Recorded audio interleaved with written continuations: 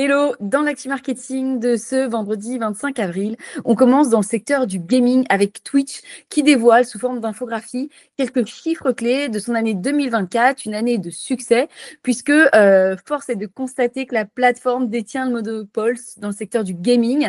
Elle détient 60% de l'audience mondiale du contenu gaming, avec plus de 15,6 milliards d'heures de contenu regardé dans le monde. Donc, on est clairement sur une confirmation de position de leader sur ce marché du live stream autour du gaming. Alors, parmi les contenus phares, les jeux les plus regardés, eh bien, c'est GTA V dans le monde et League of Legends en France. On a également un fort succès de Minecraft, bien évidemment. Et puis, ce qui est intéressant, c'est la forte progression d'un format de streaming un peu particulier, qui sont les VTubers, c'est-à-dire ces streamers qui se présentent à travers des avatars virtuels en 2D ou 3D. Donc, ça a forte progression. Donc, c'est une tendance à suivre sur cette année 2025. Alors, on continue ensuite dans l'univers du sport et de la fidélisation client. Vous savez que c'est un secteur et un sujet que j'aime beaucoup de par mon expertise de plus de 10 ans dans le marketing relationnel il y a un petit moment déjà. Bref, en tout cas, ce qui est intéressant, c'est qu'après la vague de refonte de programmes de fidélité en ce début d'année, eh bien, ça continue et c'est l'enseigne Decathlon qui vient d'annoncer l'évolution de son programme à partir du 22 mai prochain, donc là assez prochainement, d'ici un mois.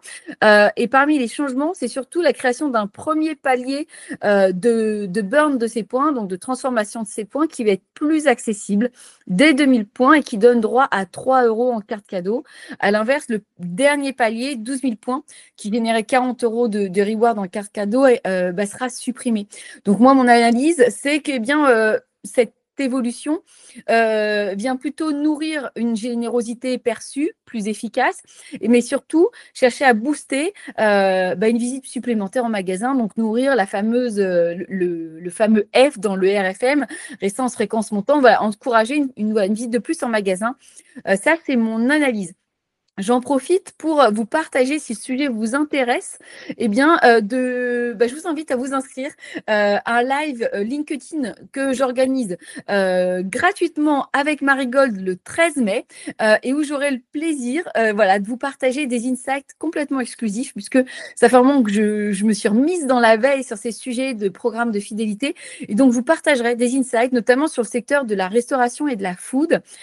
Et puis, je serai accompagnée d'une experte qui pourra également répondre à vos questions en live si vous êtes dans un projet actuellement de lancement ou de refonte de programme de fidélité. Donc, ça sera un programme, je pense, assez court, un live de 20-30 minutes max, mais avec à la fois des insights très récents et des réponses à des questions, à vos questions, pour que ça soit très opérationnel. Je vous mets le lien dans la newsletter écrite, donc n'hésitez pas à vous inscrire. Le 13 mai, c'est gratuit en fin de matinée. Troisième actu, c'est Amazon qui célèbre déjà ses 25 années en France avec pour l'occasion 7 jours d'offres exclusives. Donc, c'est une opération qui est regroupée sous le nom Les 25 ans d'Amazon et ça commence dès le 20 avril.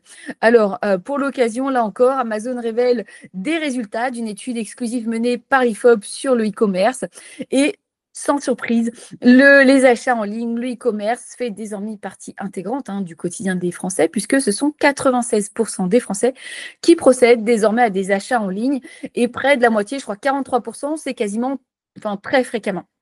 Voilà. Ce qui est intéressant aussi, c'est que les achats s'hybrident de plus en plus, les pratiques, puisque 82% des acheteurs en ligne achètent aussi bien en ligne qu'en magasin. Donc, on est vraiment de plus en plus dans une expérience shopping sans couture, omnicanal, où on achète tantôt en ligne, tantôt au magasin. Ce qui est intéressant, c'est pourquoi est-ce qu'on achète en ligne pour près de 2 Français sur 3. C'est d'abord parce que ils estiment que il y a des meilleures conditions tarifaires, donc avantage les meilleurs prix.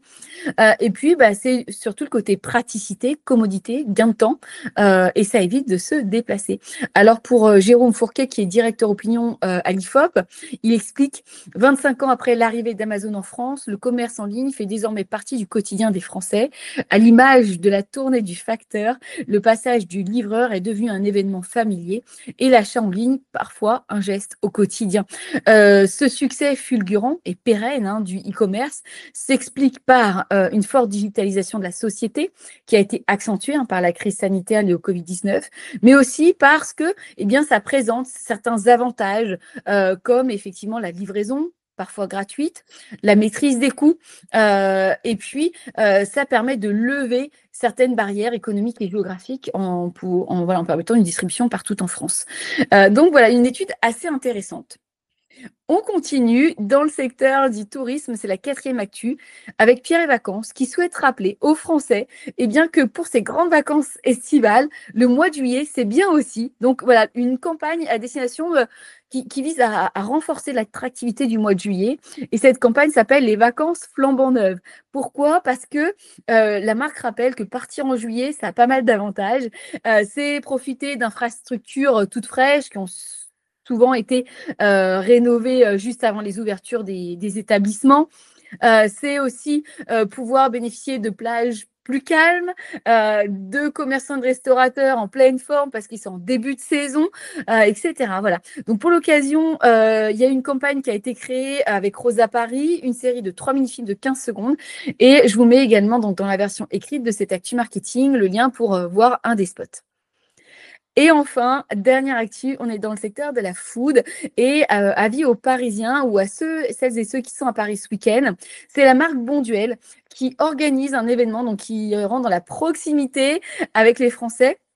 Et donc, qui organise un événement dédié à la cuisine végétarienne qui s'appelle le Bon Festival. Donc, rendez-vous donc ce samedi et ce dimanche 26 et 27 avril à la caserne Paris 10e avec au programme bien, le meilleur de la street food, mais revisité en 100% végétarien et 100% gratuit. Donc, des faritas, des pitas, des samoussas, etc. C'est un événement qui a été créé avec Zénith Publicis Media et le Guide Ultime.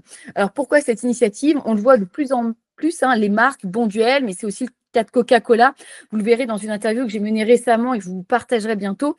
On est dans des marques qui vont chercher à être dans la proximité, dans le quotidien des Français et à générer d'émotions et du souvenir positif. Donc ça, c'est hyper intéressant. Et donc là, l'objectif, clairement, pour Bonduelle, c'est ça. C'est rentrer dans la proximité des Français, intégrer la pop culture et puis porter un message qui fait sens. Donc, prôner le plaisir du manger végétal, mais de façon plus accessible.